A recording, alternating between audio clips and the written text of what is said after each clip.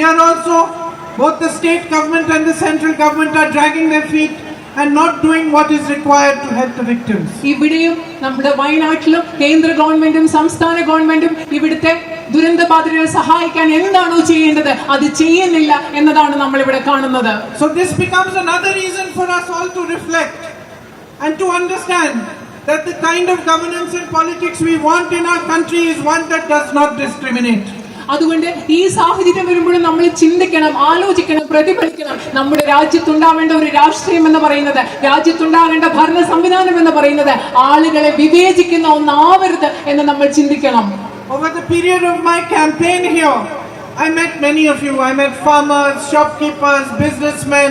I met women who work in Manrega, in the fields, in tea gardens, in coffee estates. I met many of you and tried to understand slowly what problems you face in your daily lives.